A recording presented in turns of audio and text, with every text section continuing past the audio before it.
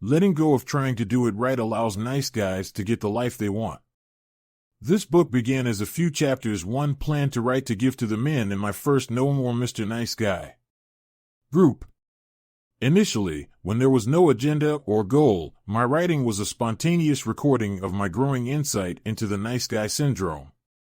Before long, clients and family members began suggesting that I write a book. It seemed like a logical extension of what I was already doing, so the idea made perfect sense. It was at that time that something began to change. Rather than being just a few insights and illustrations written for the benefit of a handful of clients, my effort became directed at producing something that would be deserving of publication and widespread distribution.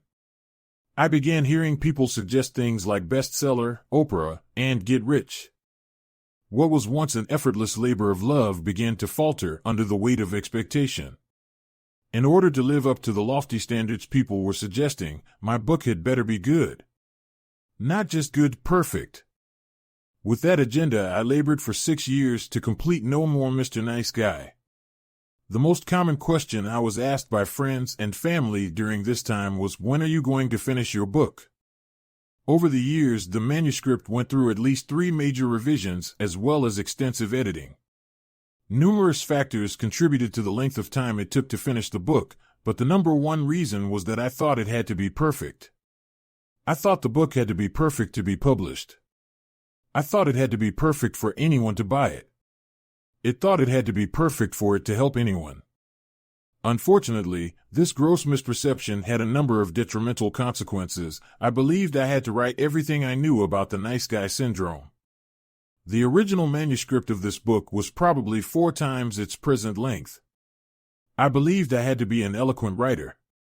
I believed the text had to be flawless. I went to therapy to find out why I couldn't finish my book. My children became disillusioned, predicting that I never would finish. My wife half-seriously threatened to leave me if I didn't finish. Finally, after years of frustration, I had a breakthrough. A very wise person suggested that I give myself permission to never publish the book. I felt an immediate sense of relief. I realized that I had gotten away from my original goal to write a few insights that would help a few men live better lives. Once I let go of the burden of having to get published, be a best-selling author, and appear on Oprah, everything changed. I went back to my original agenda. From then on, when I wrote, I only asked myself one thing: will this help my clients find answers to their problems? I also kept reminding myself that my clients would never get a chance to benefit from my insight if I never finished the book. Once I gave up the belief that No More Mr. Nice Guy had to be perfect, things began to fall into place. I completed the book. Clients reported that it was changing their lives. Therapists began to request copies for their clients. Radio talk show hosts and newspaper and magazine writers began contacting me for interviews. I hired an agent. Publishers began pursuing me. Trying to do it right only sucked the life out of No More Mr. Nice Guy. Letting go and letting it just be good enough set me free to embrace my passion and create something of lasting value. This same principle applies to every area of the recovering nice guy's life. Breaking free activity number 42. How does your perfectionism or need to do it right get in the way of realizing your passion and potential? Pick one thing that you have always wanted to do: write a book, turn your hobby into a business, move, go back to school, fully embrace a talent. Now, ask yourself the question: if you knew ahead of time that this endeavor would be a success, would you hesitate to do it? Would this knowledge set you free from the belief that you have to do it perfectly? Would this knowledge motivate you to get started or complete what you have already begun? What risks would you be willing to take if you knew ahead of time that there was no way for you to fail? What are you waiting for? Let go of the need to do it perfectly and just do it. Learning to ask for help allows nice guys to get the life they want. A major reason nice guys frequently fail to live up to their potential is that they believe they have to do everything themselves. Phil is a good example. Phil's goal in life was to be rich. He seemed to have a lot of things going for him. He was good-looking, intelligent, outgoing, and funny. Yet Phil always seemed to fall way short of achieving his lofty goals and dreams. A number of things got in the way, taking shortcuts, procrastination, and insecurities about whether he deserved to get what he really wanted. Perhaps Phil's greatest roadblock was his difficulty asking people for help. Phil had a number of faulty core beliefs about people helping him. He didn't believe he deserved to get what he wanted. He didn't believe his needs were important to other people. He believed the surest way not to get his needs met was to ask in clear and direct ways. One day in his No More Mr. Nice Guy men's group, Phil was lamenting about the lack of sex in his relationship with his wife. I asked Phil if he asked his wife to have sex with him. He said no. I asked him if he believed his wife wanted to have sex with him. To this he also replied in the negative. I told Phil that I thought his lack of sex was symptomatic of a bigger problem in his life, him not thinking his needs were important and not believing that other people wanted to help him meet his needs.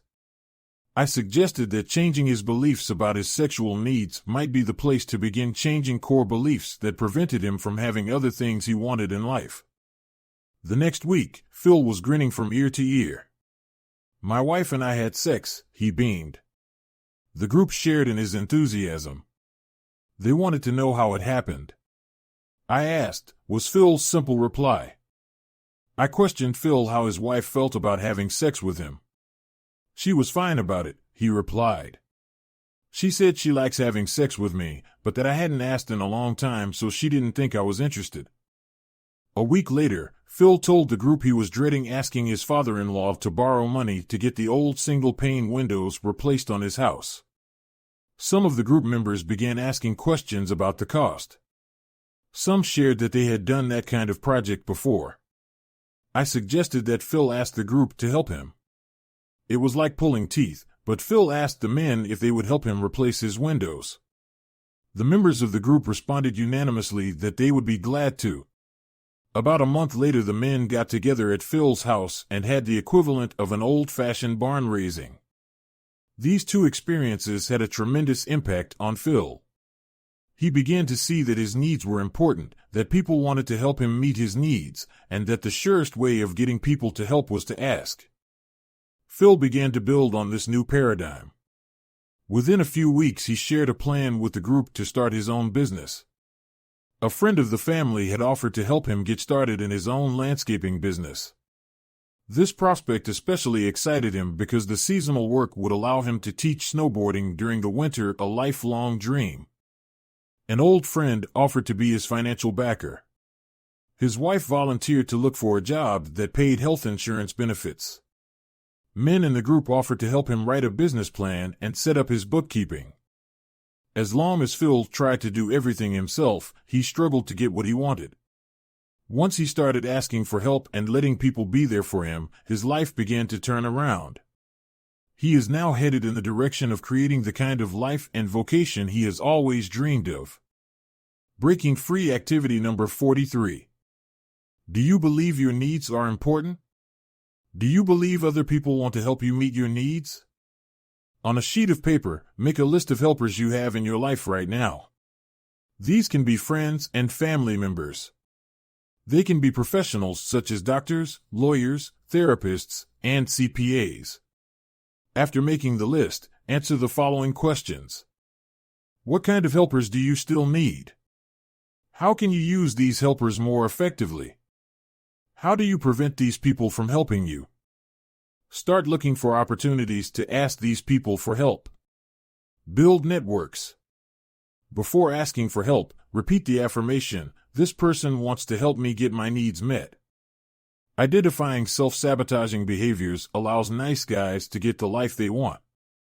As mentioned earlier in the chapter, nice guys find numerous creative ways to sabotage their success in life. They waste time, they procrastinate, they start things but don't finish, they spend too much time fixing other people's problems, they distract themselves with trivial pursuits, they create chaos, they make excuses. Sal is a good example of this. Sal was raised by a passive father and a schizophrenic mother. Neither parent was available to pay attention to him or meet his needs. At a young age, he had to take responsibility for the welfare of his younger brother. Sal had virtually no options as a child. When he felt frightened or overwhelmed, he would just hunker down and trudge ahead with dogged determination. As an adult, Sal ran a body shop for his uncle. His uncle was a cheap, short-sighted, marginally involved business owner. It was Sal's job to create a profitable business with the limited resources and dissatisfied employees his uncle provided. Sal actually operated on the assumption that this feat could be successfully accomplished. Every week when Sal came to men's group, his first order of business was to pop a couple of Tylenol to quiet the stress headache created by trying to negotiate an impossible situation at work. On one occasion, I asked Sal if he wanted to explore options for his work situation. "What's the use?" he replied. "There's nothing that can be done." For about 15 minutes, group members asked questions and proposed options. Sal looked like a man undergoing a root canal with no anesthetic. "Could you talk with your uncle and let him know how difficult your job is with the resources he gives you?" "I've tried that. He doesn't care." "Could you offer profit sharing to motivate your employees?" "My uncle is too cheap. He would never go for it." "Could you hire an assistant to help with the workload?"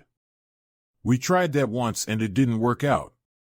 "Could you get out of management and go back to painting cars?" "I would make more money, but it is too toxic." "Could you get out of the auto body business and do something else?" "Like what?" "I've got a mortgage, a wife, and 2 kids. How am I supposed to start over now?" "What is your passion, your dream job?" This time, Sal paused for a moment before answering. "I've always wanted to teach martial arts. There is no way it could ever happen, though. I'd have to work evenings and weekends. My wife just wouldn't go for that, and I'd be away from the kids too much." With each question asked and each option proposed, Sal grew noticeably tenser. His eyes reflected a terror as if he was being interrogated by Gestapo agents with cattle prods and ice picks. When it became apparent that exploring possible options only aggravated his fear and caused him to shut down further, the group members mercifully backed off. Later, Sal referred to the experience as being reamed by the group. In most situations, nice guys aren't victims to others, they victimize themselves. By his attitudes and actions, Sal all but guaranteed that he would never experience any kind of success or satisfaction in his job. It was much more familiar and comfortable to stay stuck in a stressful, no-win situation. Every nice guy with whom I have worked has at some point had to make a conscious decision to stop sabotaging himself. This is a crucial aspect in recovery from the nice guy syndrome. In order to start getting what they want in life, work, and career, recovering nice guys have to make the conscious decision to get out of their own way. One way of doing this is by changing the way they think about change. This begins with nice guys becoming aware of why they unconsciously create so many barriers that keep them feeling stuck. A mortgage, a wife, a lack of a degree, debt, children are all just excuses. Making significant life changes doesn't require checking all these things. It means seeing them for what they really are, excuses, and taking small steps in the direction one wants to be going. For example, Sal could begin teaching martial arts 1 evening per week.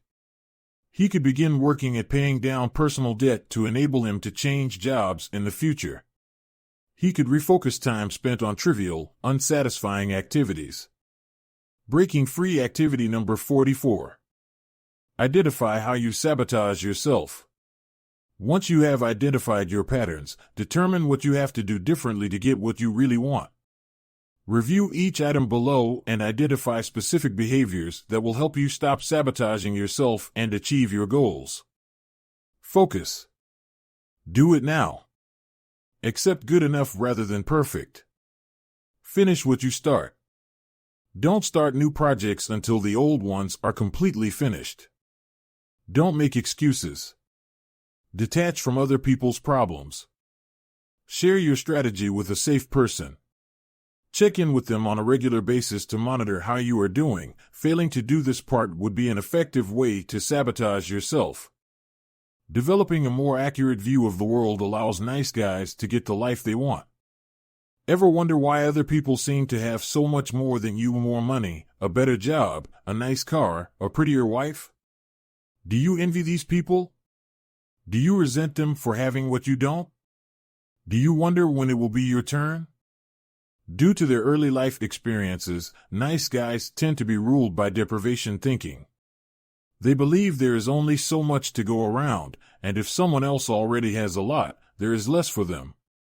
Nice guys have a difficult time comprehending that we live in an abundant, ever-expanding universe.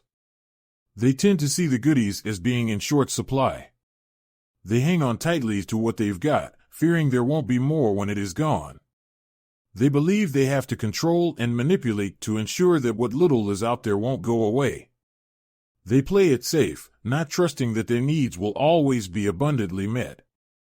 This paradigm of scarcity can be illustrated by a nice guy named Russell. As a successful salesman, Russell earned a comfortable six-figure income. He religiously put 40% of his take-home pay into savings and investments. He kept a minimum balance of $30,000 in his checking account. In spite of his ability to create financial wealth, Russell was controlled by his deprivation thinking. Russell was so afraid of financial ruin that he would not allow his wife to buy a $9 video for his children at Costco if it wasn't in the budget. Russell's deprivation thinking in regard to money was a reflection of his view of the world in general. His father was miserly and rigid. He seemed to single Russell out for critical treatment, while heaping praise and favor on his two brothers. Later, before he died, his father cut Russell out of his will and gave Russell's share to the church. It is no wonder that Russell viewed the world through lenses clouded by deprivation. When we come to see the world as a place of abundance, we come to realize that there is plenty for everyone. Everything we need is flowing by us. All we have to do is get out of the way of our own small thinking and let it come. Look around at the wealth, the cars people drive, the houses they live in, the trips they take. You can't argue with the sheer material abundance that can be created in our world. If other people are living full, abundant lives, why not you? Remember, what one man can do, another man can do. If one man can make $1 million, why can't you? If one man can start the business of his dreams, why can't you? If one man can drive a Mercedes, why can't you? If one man can quit a crummy job and find a better one, why can't you? If one man can be a snowboarding instructor, why can't you? Unfortunately, the world can't give us something that we're not ready to receive. Since deprivation thinking keeps a person holding tightly to what he already has, there is no receptivity for receiving more. As Phil found out, when we ask for what we want and expect to receive it, it will come one way or another. Breaking Free activity number 45.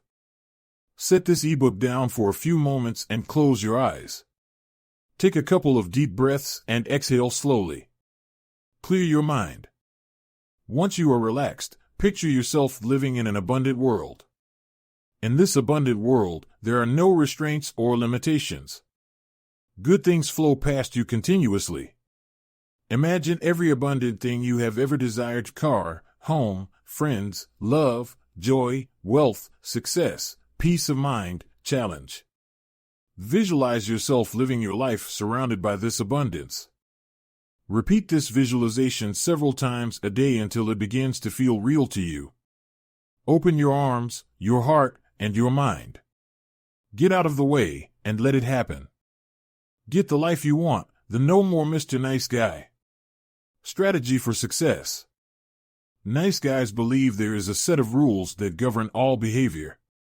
They are convinced that if they can figure out these rules and successfully abide by them, they will have a smooth, happy life. They also believe that there are dire consequences for failing to discern and obey these rules.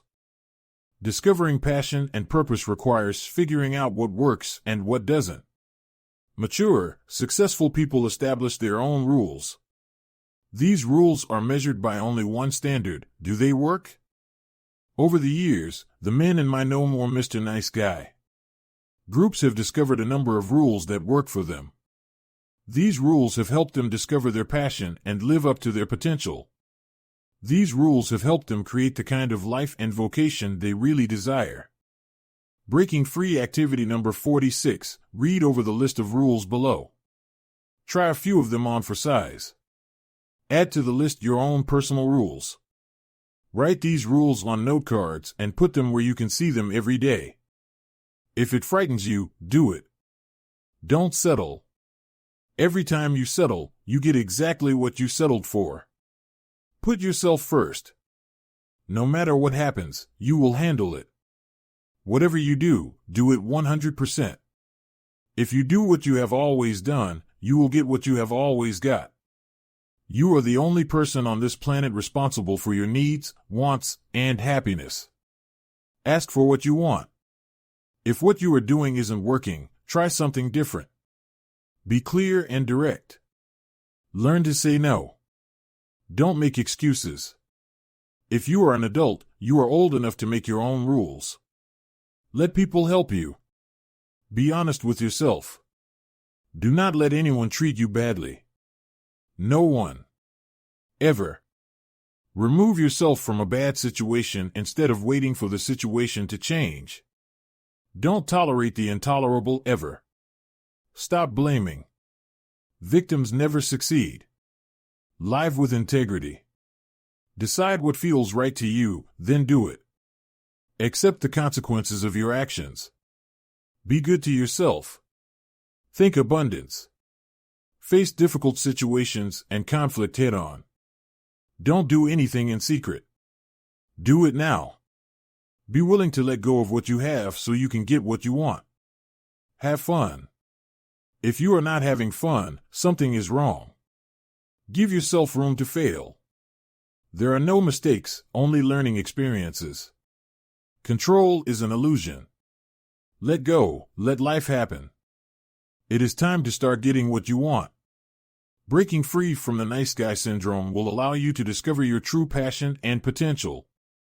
By taking responsibility for creating the kind of life you really want, you can become all that you were meant to be. Epilogue.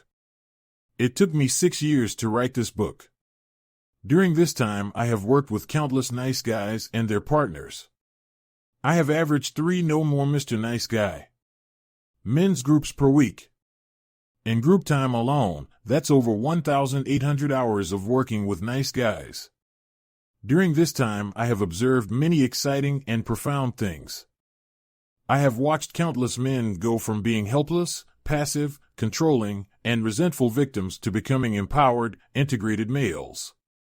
I have seen numerous relationships dramatically improve, and I've seen just as many die an overdue death. I've listened to unsolicited testimonials and read letters of gratitude from both men and women about the changes they have experienced in their lives.